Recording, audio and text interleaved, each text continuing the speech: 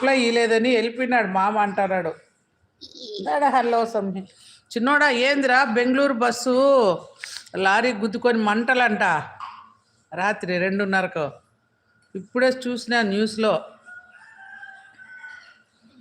ఒరే నువ్వు పగులొచ్చే బస్సులకే రారే, రేయొచ్చే బస్సులకు రావద్దు. అందరు నిద్రలో ఉండారంట.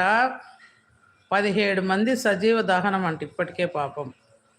ఎంతమందో అని చెప్తున్నారు. రాత్రి 2:30 కంటే ఇంక నిద్రపోతానే ఉంటారు కదా ఎవరైనా. బస్సులో నిద్రపోతారు నాన్న. ఎందుకు నిద్రపోరు రాత్రి పూట? డ్రైవర్ మేల్కొనే ఎదురుగా లారీ గుద్ది మొత్తం పెట్రోల్ అంతా బయటకు వచ్చి మంటలు చెలరైపోయినాయంట.